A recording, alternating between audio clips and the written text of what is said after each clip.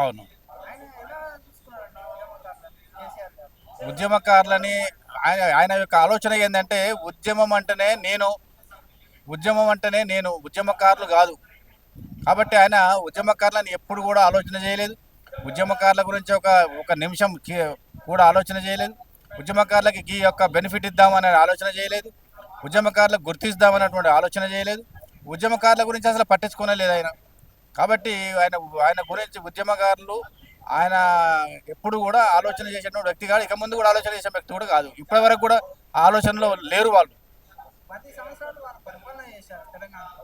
మరి ఎన్నిసార్లు ఉద్యమకారులను కలిసినారు కేసీఆర్ గారు? మేము ఎప్పుడైతే అప్పుడు తెలంగాణ జూన్ 2వ తారీఖు 2014లో తెలంగాణ వచ్చిందో, అంతకంటే ముందు అడపాదడపా ఉద్యమకారులని కలిసేట ఆయన. ఎప్పుడైతే ముఖ్యమంత్రి అయ్యిండో, మేము స్టేట్ సెక్రటరీ కావచ్చు, స్టేట్ ప్రెసిడెంట్ కావచ్చు, స్టేట్ వైస్ ప్రెసిడెంట్ కావచ్చు, కార్యవర్గం ఏదైనా కావచ్చు, ఎమ్మెల్యేలు కావచ్చు, ఎంపీలు కావచ్చు, ఎమ్మెల్సీలు కావచ్చు, మా చివరికి మంత్రులైనా సరే ఎవరిని కూడా దగ్గర రానిచ్చేవాడు కాదు, ఎవరిని కలిసేవాడు కాదు. చాలా క్రూరత్వంగా, దుర్మార్గంగా ఒక దొరల పరిపాలన, ఒక గడీల పరిపాలన, ఒక వ్యవస్థ పరిపాలన, ఒక కుటుంబ పరిపాలన జరిగిందే తప్ప వాళ్ళు ప్రజల గురించి, ఉద్యమకారుల గురించి ఆలోచన చేసేటువంటి వాళ్ళు కాదు. మరి కేటీఆర్ మాట్లాడుతూ మా ప్రభుత్వంలోనే మా హయాంలోనే సరైన గౌరవం ఉద్యమకారులకు ఇచ్చినాం, సరైన న్యాయం మేమే చేసినాం. అంత ఇంతకంటే ఇక అబద్ధ మాట ఇంకొకటి ఉండదు.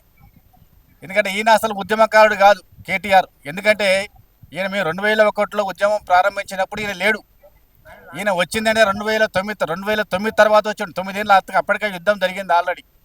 అనేక మంది అరెస్టులు అయినాం, అనేక మంది జైలు అయినాం, అనేక మంది పోరాటాలు జరిగినాయి, అనేక మంది మరి ఆత్మ బలిదానాలు చేసుకున్నారు మా ఉద్యమకారులు. అప్పటికే జరిగిపోయినాయి. లాస్ట్ మినిట్లో ఇక తెలంగాణ వచ్చేటట్టు ఉన్నదిరా అని చెప్పి అమెరికాలో చిప్పలు కడుక్కుంటే ఆయన వచ్చి నేను కూడా తగుదునమ్మా అని వచ్చి ఆయన పాల్గొన్నాడు తప్ప నిజంగా తెలంగాణ మీద కాదు.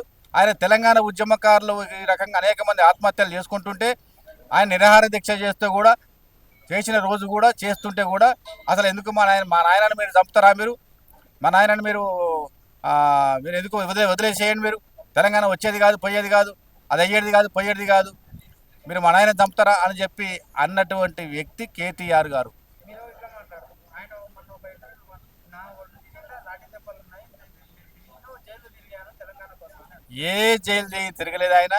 ఒక్కరోజు కూడా జైలు జీవితం గడపలేదు ఆయన. జైలు జీవితం గడిపితే చూపించమనండి, ప్రెస్ ముందు పెట్టమని చెప్పండి. నాది జైలు పోతే జైలు సర్టిఫికేట్ ఉంటుంది కదా. నీకు ఏ పోలీస్ స్టేషన్లో అరెస్ట్ అయినావు నువ్వు? 2 సార్లు మాత్రం ఏంటంటే ఈ యొక్క సీతాపల్లి రైల్వే స్టేషన్ దగ్గర, అట్లనే మెట్టుగడ్డ రైల్వే స్టేషన్ దగ్గర, మౌలాలి రైల్వే స్టేషన్ దగ్గర 3 సార్లు ఆయన అరెస్ట్ కూడా చేయలేదు. ఉపన్యాసం ఇచ్చి వెళ్ళిపోయాడు. మేము అరెస్ట్ అయినమాట, అరెస్ట్ అయిపోయింది మేము. ఆయన ఉపన్యాసం ఇచ్చిండు, వెళ్ళిపోయాడు. 3 సార్లు అదే జరిగింది. అంటే ఇప్పుడు Subscribe us and press the bell icon for more interesting updates.